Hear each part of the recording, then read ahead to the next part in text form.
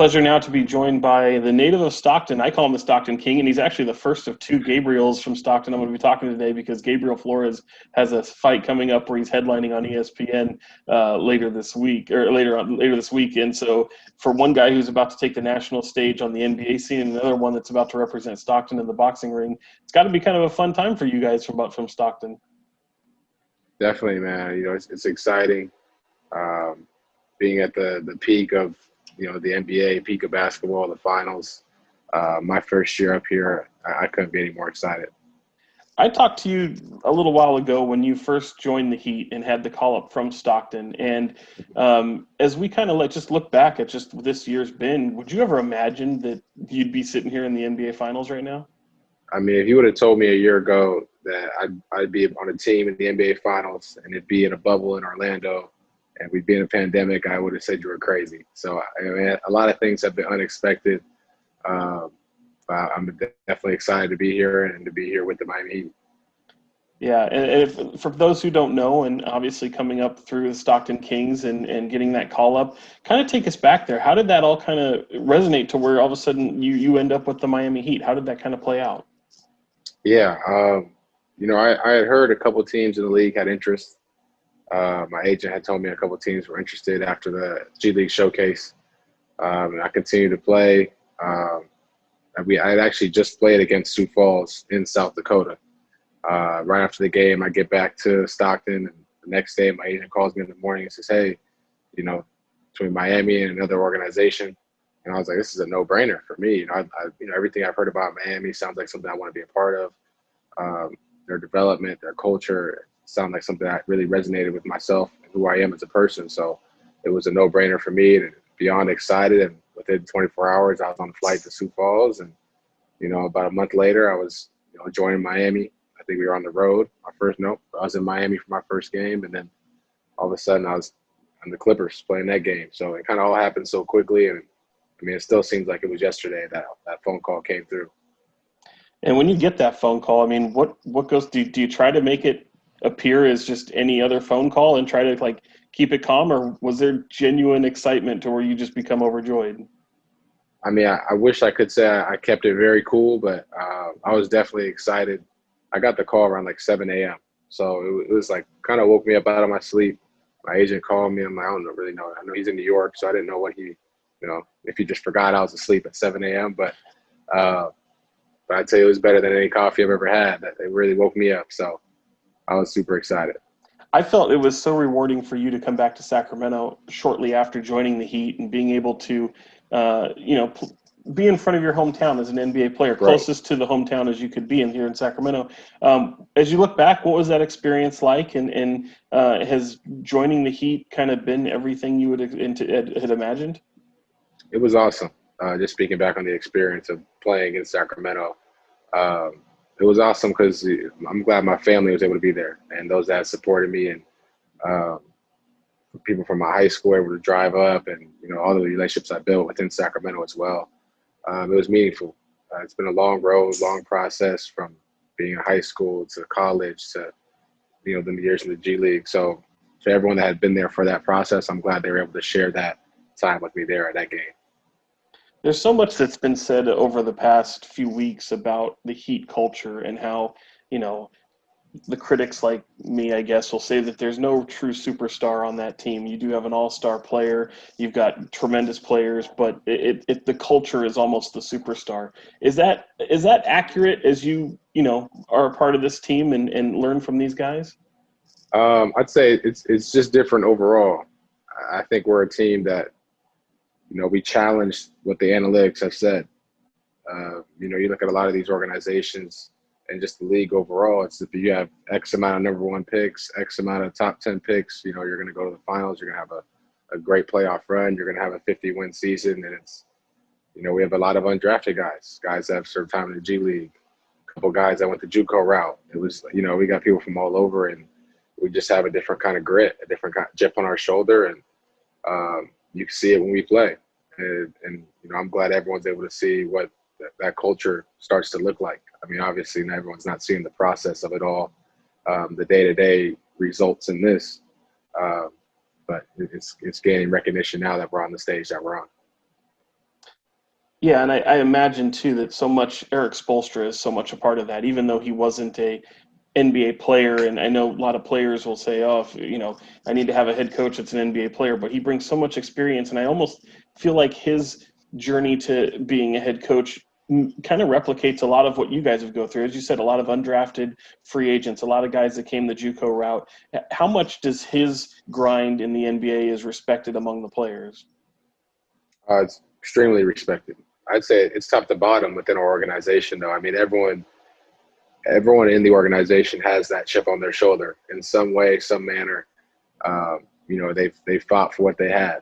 They've clawed. They've earned it. We don't ask for handouts. We don't like handouts. We have no problem putting the work in to get everything we deserve and what we earn. Being there in Orlando in the bubble, I was, keeping up with the Kings as they tried to hopefully get into the playoffs. That didn't happen. So I kind of see what the bubble has been like for a lot of players and the grind. And they had Yeah. COVID experiences. Your team has had COVID experiences. What's been the biggest challenge of being in the bubble for you personally and for the team? I'd just say overall, the bubble is a challenge within itself.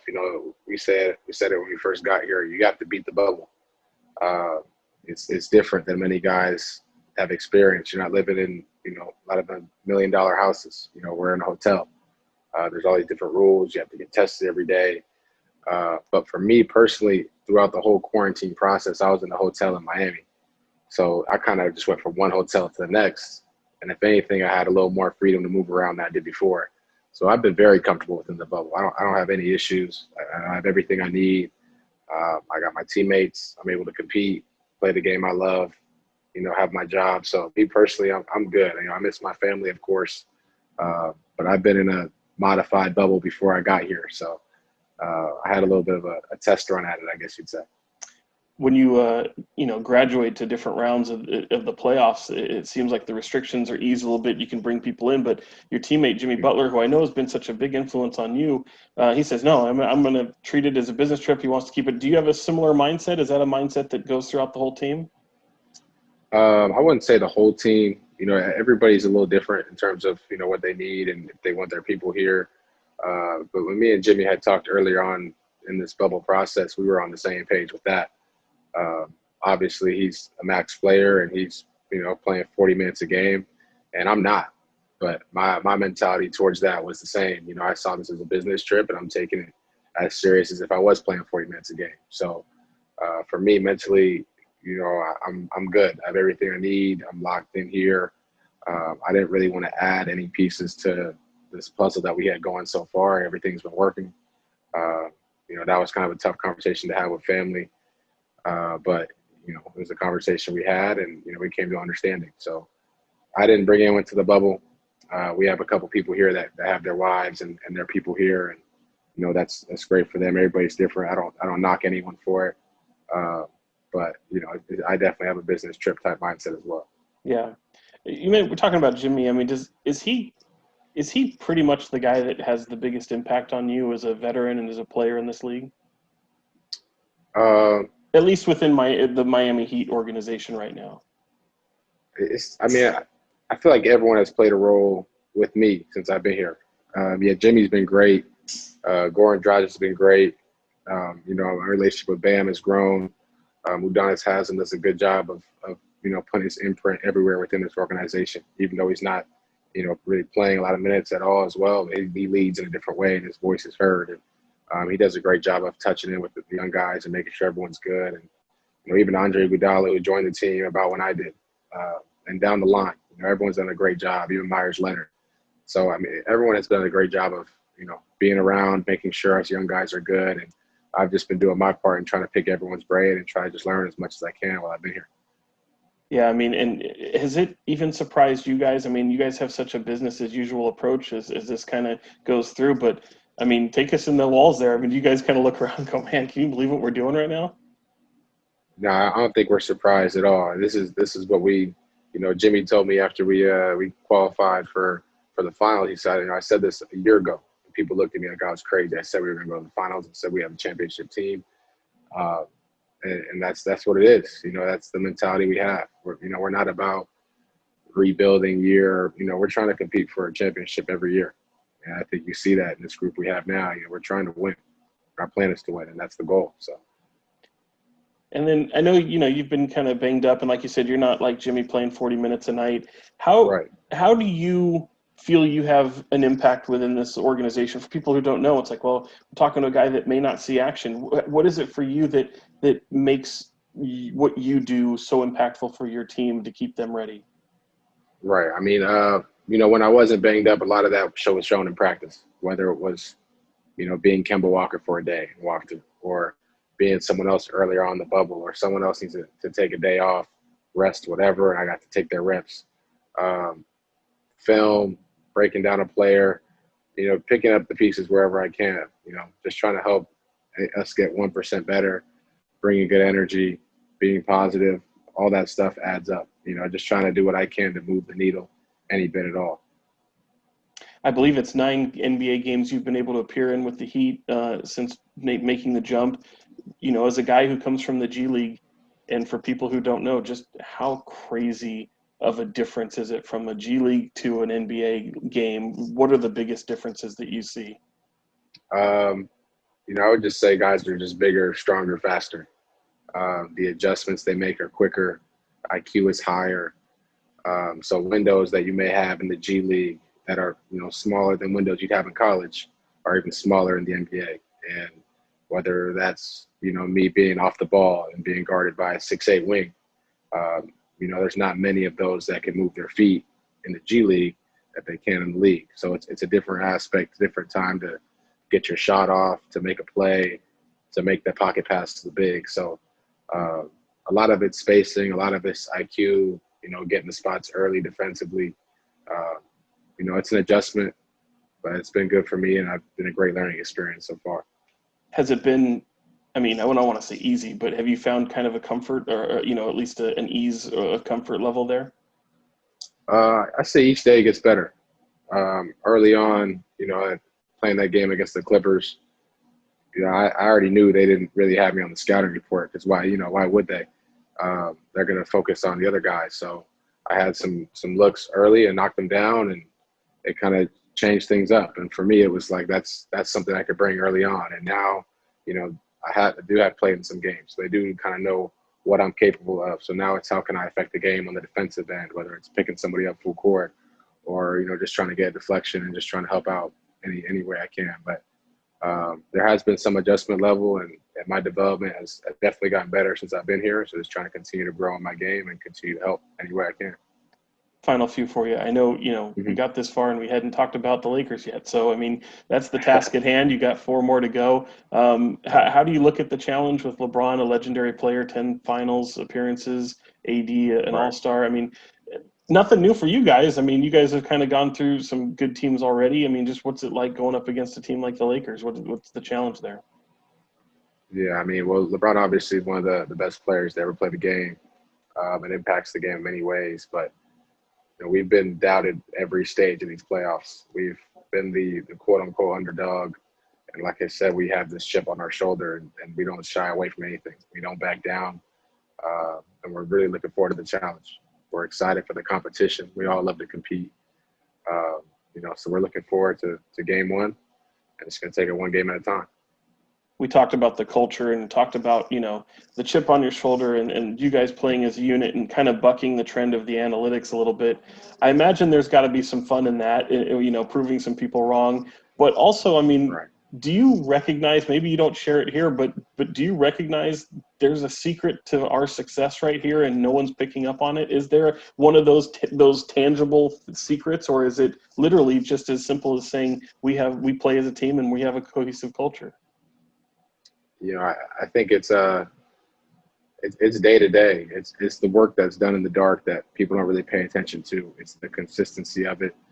I know Spoelstra said it about Tyler when he had 37 the other night.